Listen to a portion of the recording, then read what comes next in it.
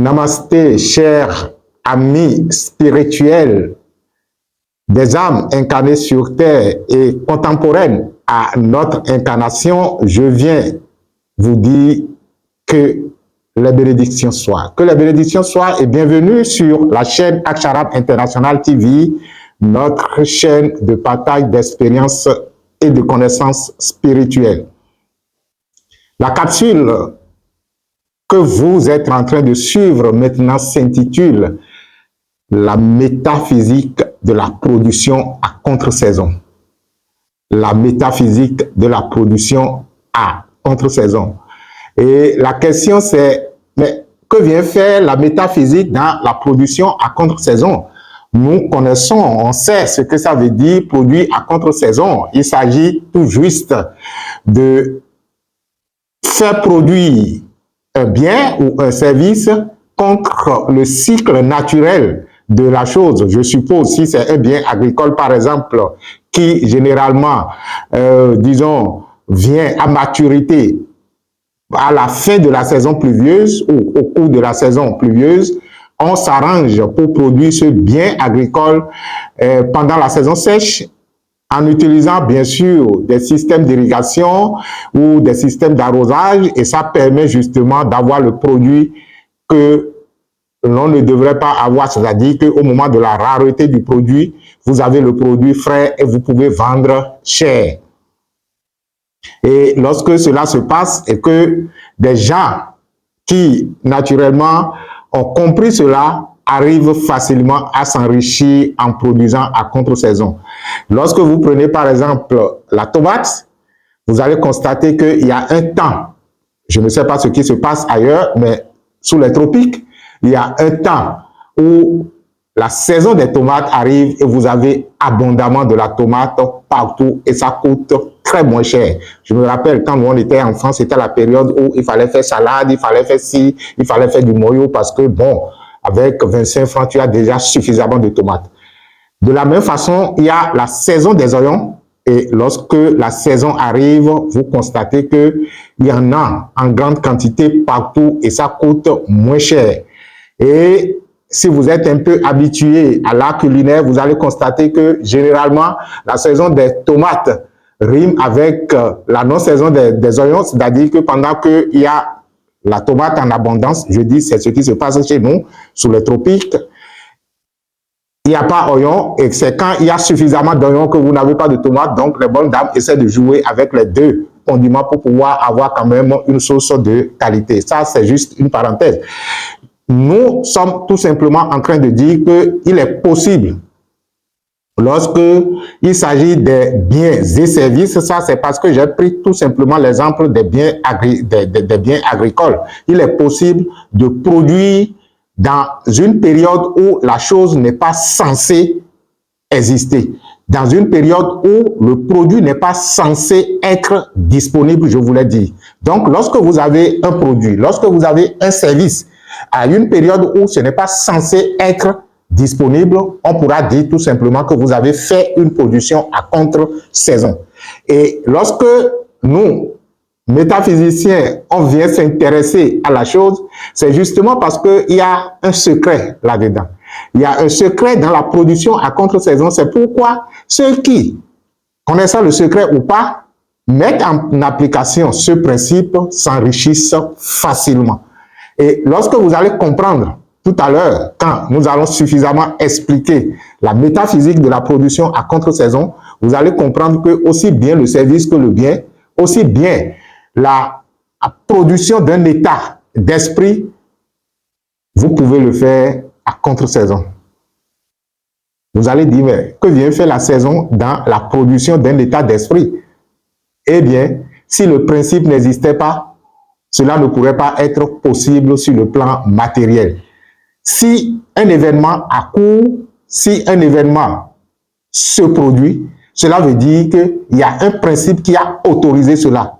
Retenez ceci. Rien, absolument rien ne se passait, rien ne peut se passer dans les mondes inférieurs si la loi ne l'autorise. Je parle de la loi naturelle, bien sûr. Si les principes métaphysiques ne l'autorisent.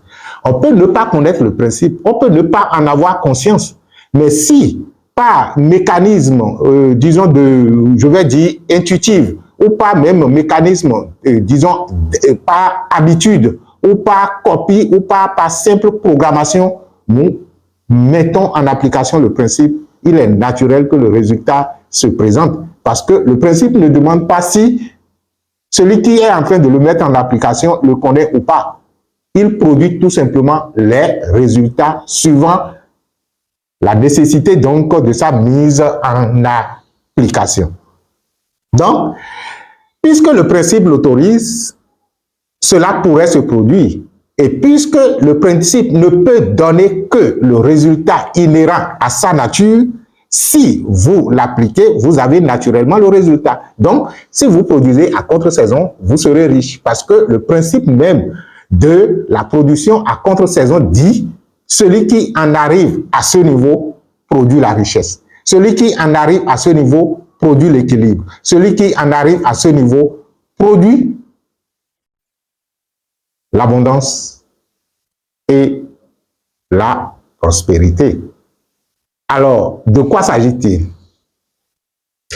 Pour vous, en fait, titiller un peu votre esprit de réflexion, je vais me baser sur des choses classiques que vous connaissez en utilisant le livre le plus utilisé dans la spiritualité. Je vais dire la spiritualité ordinaire, hein, ce n'est pas le seul livre. Je parle de la Bible, bien sûr. Ce n'est pas le seul livre. C'est d'ailleurs, je pourrais dire, on pourrait même le classer parmi les derniers livres métaphysiques ou spirituels. Et pourtant, c'est ce qui est le plus utilisé parce que la culture aujourd'hui, la tradition, ou du moins notre, je vais dire quoi, notre culture aujourd'hui est fortement influencée par la tradition judéo-chrétienne.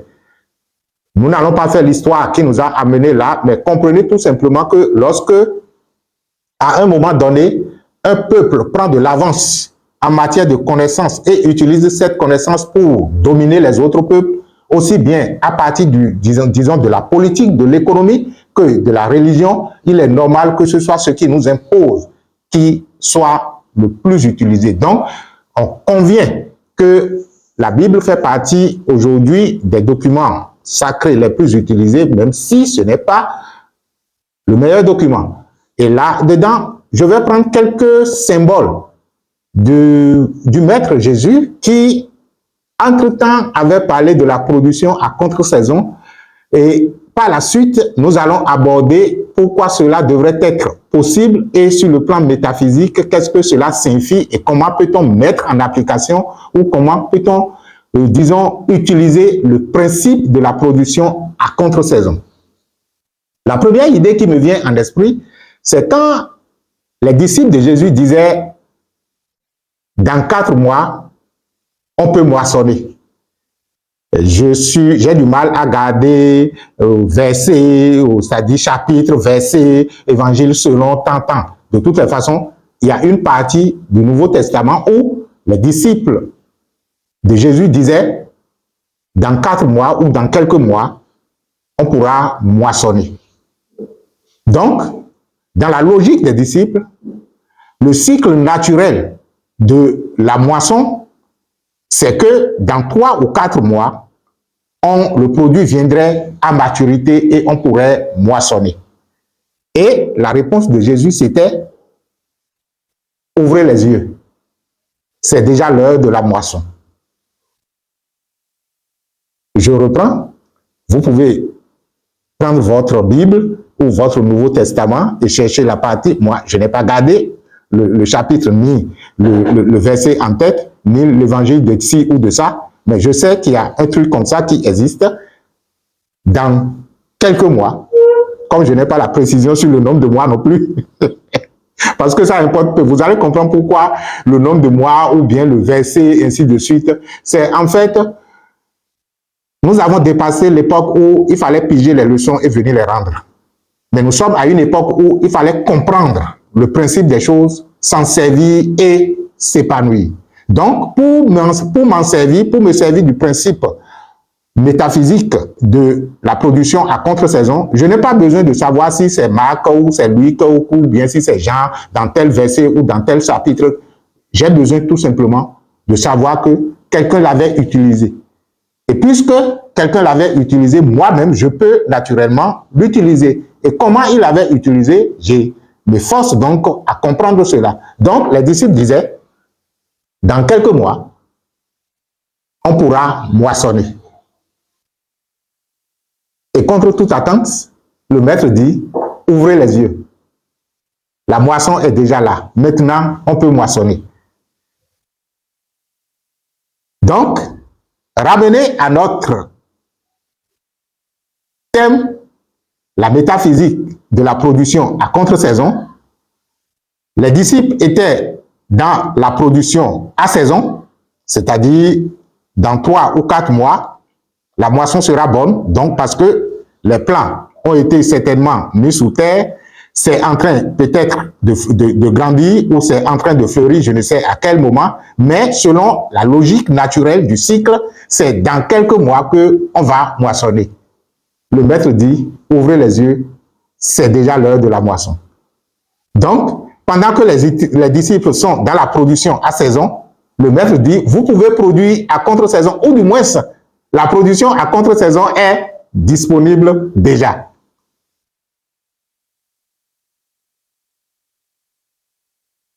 Autre exemple,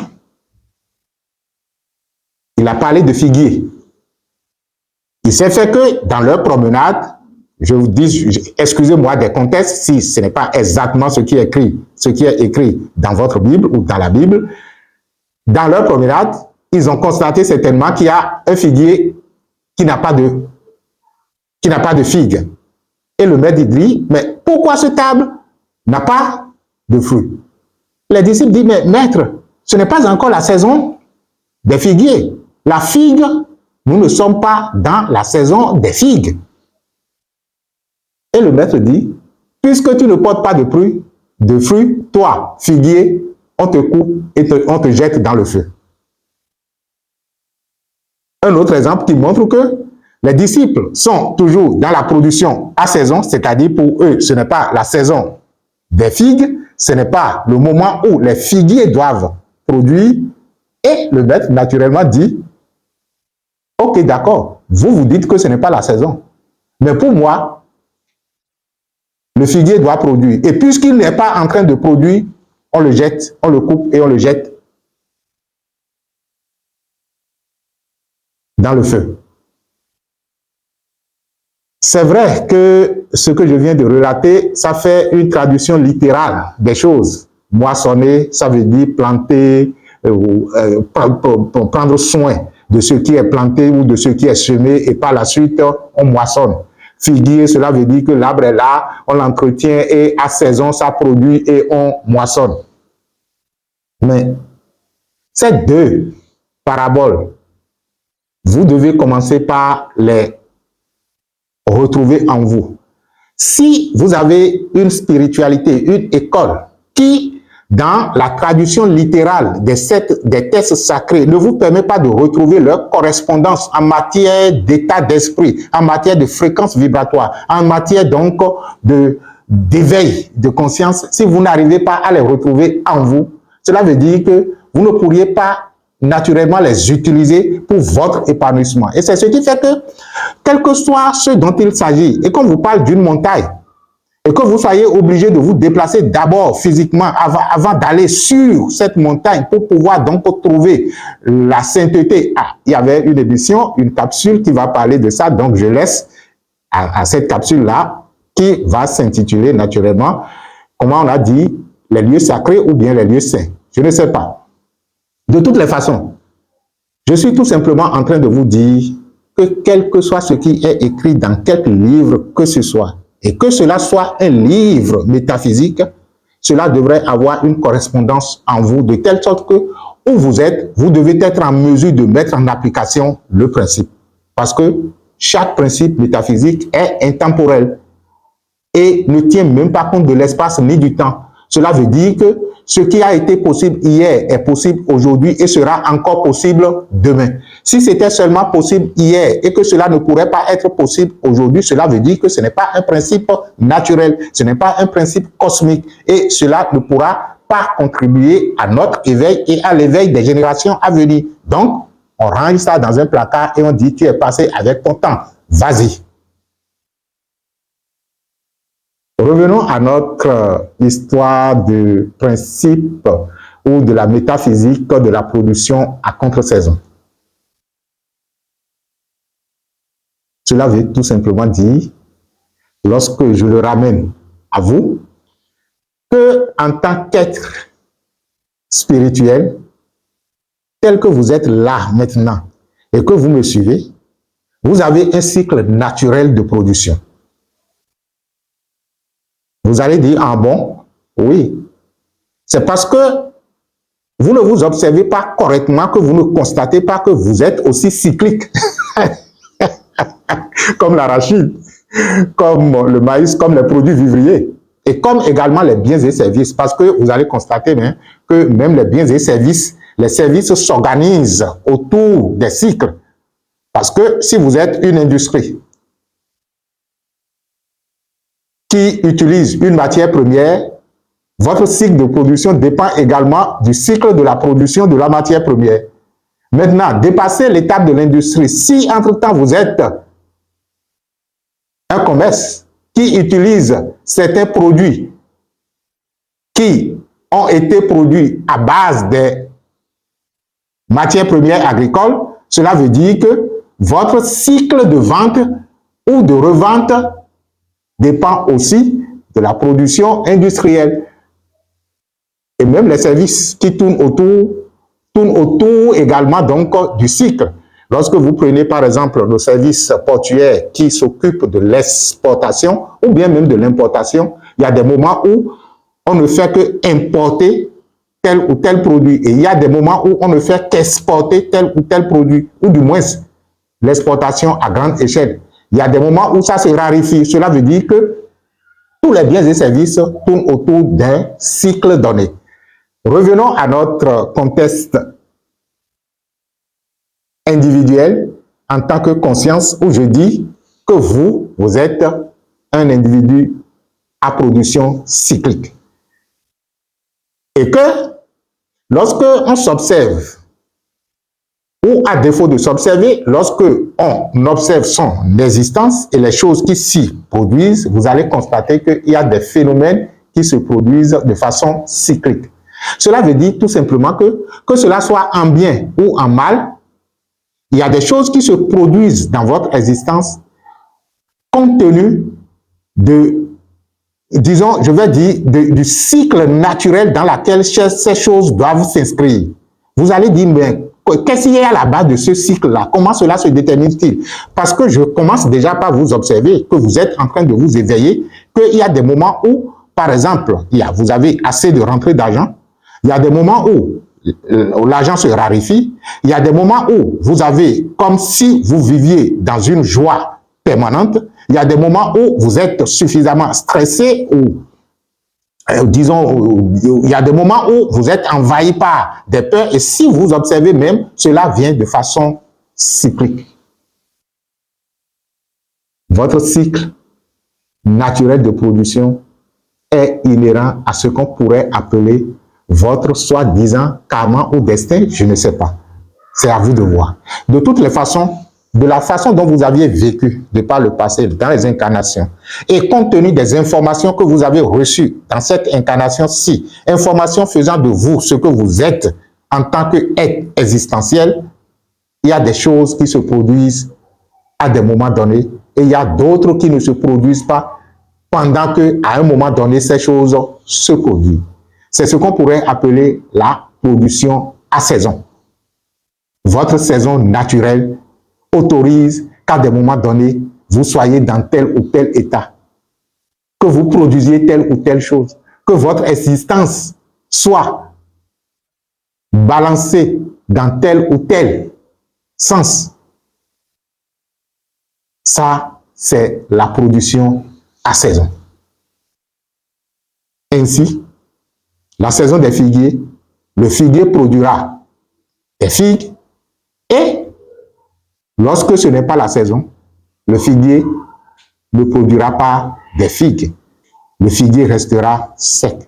Et pourtant, le maître dit, pendant que ce n'est pas la saison et que je viens constater que tu es sec et que tu ne produis pas, je te coupe et je te jette dans le feu.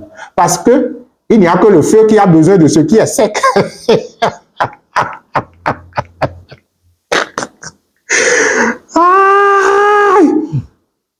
Ça devient intéressant. Je ris parce que, en fait, il serait très difficile aux gens de comprendre la parole des maîtres. Parce que, à peine j'ai évoqué la sécheresse de figuier, que intuitivement, je comprends encore l'autre côté de la chose. Le figuier est sec. Et puisqu'il est sec, on le coupe et on le jette dans le feu. Vous savez, ce qui fait la vie du figuier, c'est quoi? C'est le liquide qui imprègne l'arbre, ce qu'on appelle la sève de l'arbre. Ce qui veut dire que lorsque cette vie qui, dans une certaine dimension de la viété, c'est le maître Dawson qui dit ça, de la vie, se donne le plaisir de se partager à travers les branches qui finalement donnera fleurs, fruits à être consommés, c'est parce que pendant le temps de production de l'arbre, la vie se multiplie. La vie croît en abondance et en surabondance. Et puisque la vie croît en abondance et en surabondance, la vie a besoin de se partager. D'où la naissance naturelle des fleurs et des fruits qui, que vous consommiez ou pas, sera encore à l'origine d'autres figuiers.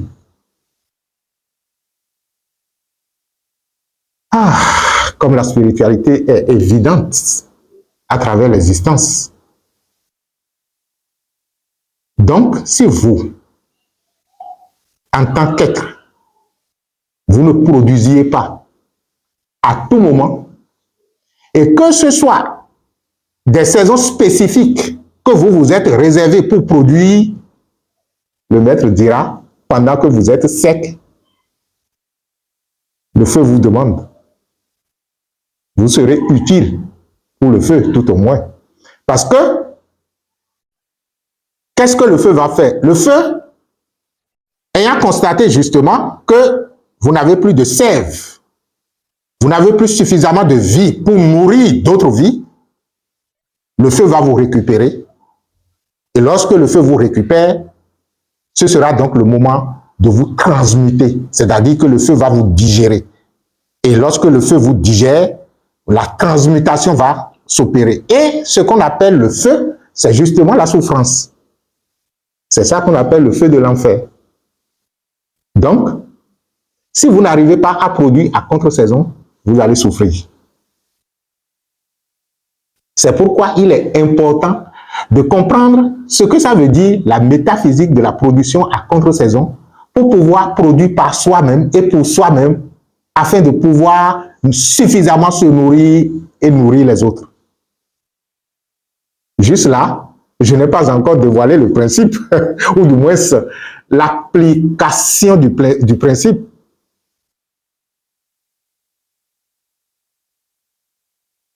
Eh bien, on réserve ça pour une autre capsule? Non, je vais le dire.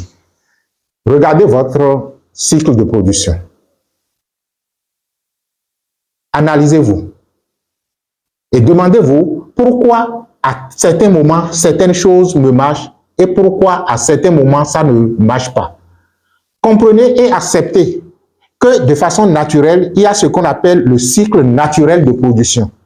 Et cela, aussi bien que cela existe dans le monde végétal que nous constatons, cela existe au niveau de chaque être spirituel. Cela existe en vous. Et que,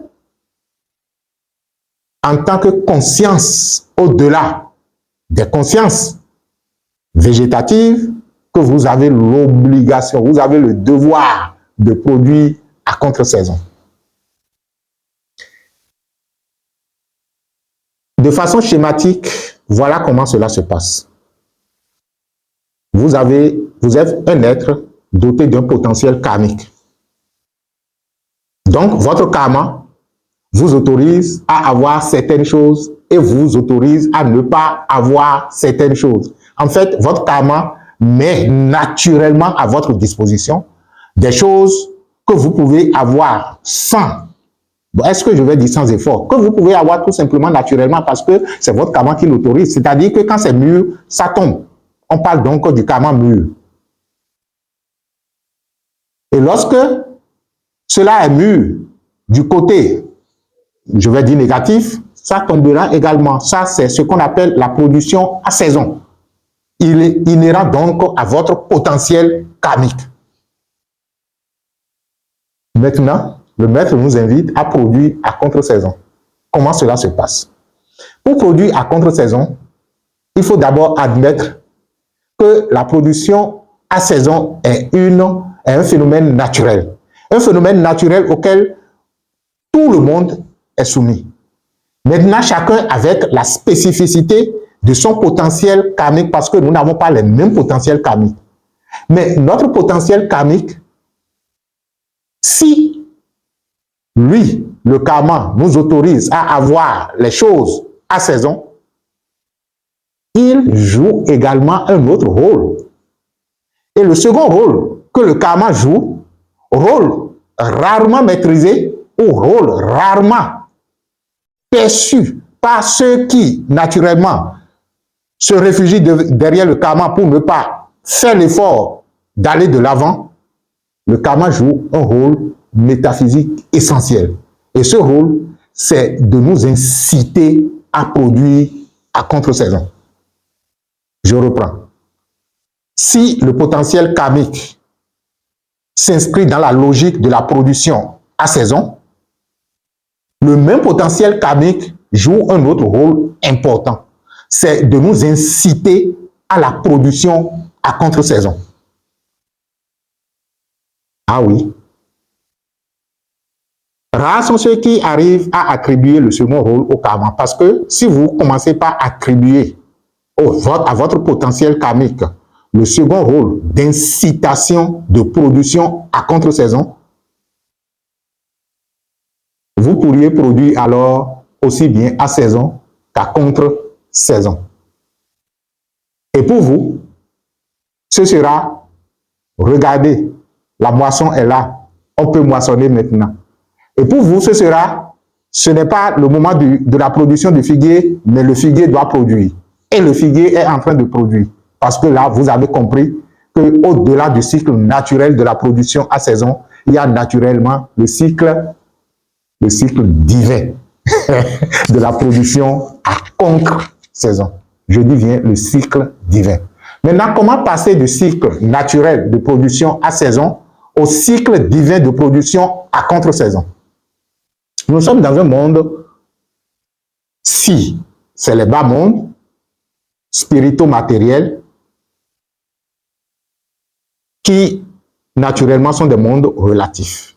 Et la relativité dit que quelque chose se passe sans véritablement être absolu. Que quelque chose se passe sans véritablement être absolu. L'absoluité dit ce qui est et sera toujours et est partout. La relativité dit ça se passe ici de cette façon-là et ça se passe de telle façon de l'autre côté qui n'est pas semblable nécessairement à la façon dont cela se passe ici. Donc, on peut avoir saison sèche pendant laquelle aucune production n'est possible et la saison pluvieuse pendant laquelle il est possible de produire. Et lorsque je décide donc de produire pendant la saison sèche, je dis donc que je suis en train de faire une production à contre-saison. Alors, du point de vue éveil, du point de vue amélioration de conscience, du point de vue amélioration d'état d'esprit, du point de vue sensation et manifestation, comment cela se passe? Vous avez un événement qui a cours dans votre vie, qui en fait est un événement de sécheresse. Vous avez le choix de vous unir avec cette sécheresse-là et vous-même, votre conscience devient sec, le maître vous coupe et vous jette dans le feu, ou bien vous avez la possibilité d'utiliser le cycle divin pour humidifier votre conscience. Je parle donc de façon métaphorique, afin de pouvoir donc la vivifier davantage et de pouvoir donc partager cette vie avec d'autres consciences. Donc, ce qui se passe et qui ne me permet pas de jouir d'une production parce que je suis dans la saison sèche, c'est-à-dire le manque, je prends par exemple les moments de tristesse. C'est-à-dire qu'il y a un événement extérieur qui vous met dans un moment de tristesse. Ça, c'est le cycle de production normal. Votre karma, votre potentiel karmique a été mis en œuvre, des choses se sont produites et tout le reste. Et naturellement, votre état d'esprit, c'est-à-dire que ce que vous allez moissonner maintenant, c'est la tristesse. Mais voilà que la joie, elle est divine. Et que je peux me référer à un cycle divin pour pouvoir produire de la joie. Je constate juste que ça, c'est ce que mon karma m'a permis d'avoir. Mais au plus profond de ma conscience, en faisant l'unité avec la vie étant joie, je suis en mesure donc de m'unir à cette joie pour pouvoir produire dans mon existence la joie dont j'ai besoin. Je prends un autre exemple. Je vis une période de manque pour satisfaire certains besoins. Ok, d'accord. Du point de vue karmique, cela devrait arriver. C'est naturel, je l'admets et je l'accepte. Et lorsque je l'accepte, cela veut dire que je commence par faire le premier pas, c'est-à-dire que j'assume la responsabilité de mon passé karmique, c'est-à-dire que ça soit de cette incarnation ou les incarnations passées, voilà ce que mon passé me réserve. C'est le cycle de production naturelle.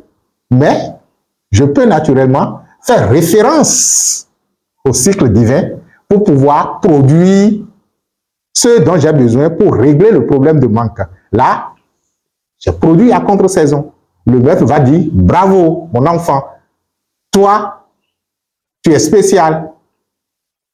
Du moment où tu devrais être jeté dans le feu, tu as humidifié suffisamment ta conscience et tu as maintenant de la vie à donner.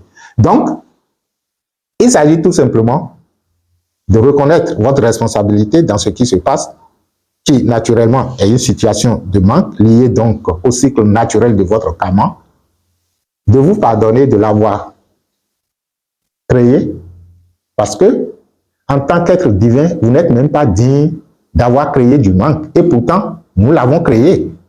Donc, on doit se pardonner intrinsèquement de l'avoir fait, parce que ce n'est pas digne de nous, et pourtant, nous l'avions fait. Mais lorsque vous commencez par arriver à ce niveau de pardon, du fait que en tant qu'être infini, illimité, pur et parfait, mais comment je me suis arrangé pour produire la contre-perfection? Vous rentrez dans ce qu'on appelle la compassion. Vous aurez de la compassion pour vous-même. Et quand vous allez commencer par cultiver de la compassion pour vous-même, vous pourriez cultiver de la compassion pour même l'événement, parce que l'événement lui-même est digne d'être ce qu'il est. Non, attention, l'événement lui-même est indigne, voilà, c'est ce que je voulais dire, est indigne d'être ce qu'il est. Parce que dans l'espace infini et illimité de l'être, pourvu de l'abondance infinie et illimitée, pourvu de la vitalité infinie et illimitée, il est indigne de quelque espace que ce soit de se sentir imparfait. Donc, ce n'est pas en fait à vous seul que vous faites du bien lorsque vous commencez par avoir ces états d'éveil en vous. Vous faites du bien même à l'espace dans lequel vous vivez et vous lui accordez suffisamment de vie. Donc, lorsque j'en viens à ce niveau, je peux faire référence maintenant à notre Père qui est aux cieux.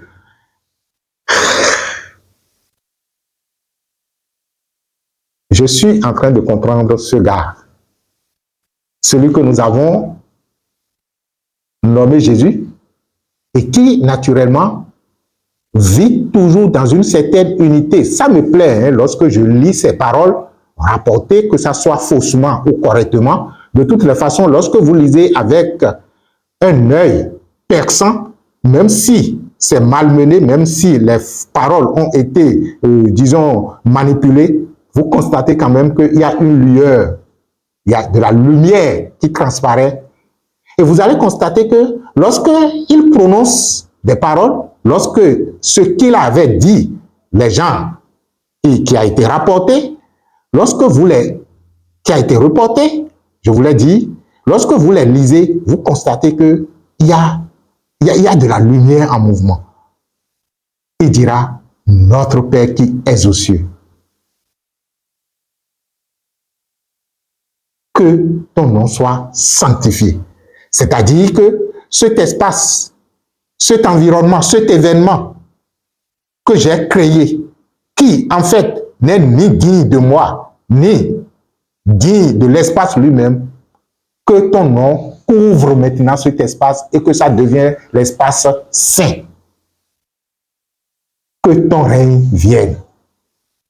Malgré que nous soyons à contre, c'est-à-dire dans la saison non favorable, si toi, ton règne vient ici et que ta volonté soit faite là-bas où il n'y a pas de saison favorable et de saison défavorable, que cela se manifeste ici comme si ici était le ciel où tu es.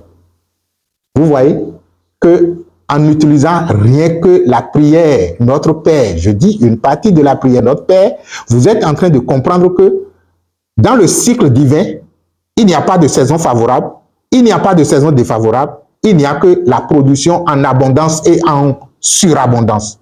Alors, contre la saison, j'utilise alors le cycle absolu divin où tout est favorable pour pouvoir donc produire à contre-saison dans le monde événementiel, dans le monde des événements, qui naturellement est soumis à des saisons favorables et à des saisons défavorables. Et lorsque les saisons défavorables viennent, puisque le figuier que je suis, entre-temps, je ne vous avais pas dit, le figuier, c'est le symbole de l'initié, devrait produire à contre-saison, j'utilise la pleine saison divine, qui n'a ni saison favorable, ni saison défavorable, qui n'a que la saison de production en abondance et en surabondance à chaque instant, j'utilise cette absoluité de saison pour pouvoir produire à contre-saison. Et puisque celui qui produit à contre-saison, c'est celui qui s'enrichit parce qu'à contre-saison, les choses coûtent cher, je produis à contre-saison et je m'épanouis à toute saison et je suis alors abondamment riche. Je pense que on va s'arrêter là, sinon on risque de jeter des perles au pourceau et les pourceaux vont prendre ces perles et se les retourner contre nous. Nous vont nous arrêter là et nous estimons que même si vous ne l'avez pas compris, à force d'écouter, d'écouter et de réécouter encore et encore, vous finirez par comprendre qu'il est possible de produire à toute saison. Alors, produisez à toute saison. Il n'y a pas de saison favorable, il n'y a pas de saison défavorable dans la demeure de notre Père. Et si les saisons défavorables arrivent, invitez le cycle naturel divin de production à foison et produisez à contre-saison. Cela vous permet de vous épanouir, cela vous permet donc de créer des environnements favorables autour de vous et de pouvoir jouir favorablement des délices de notre Père. Merci à vous et que la vie en vous s'épanouisse abondamment. Namasté.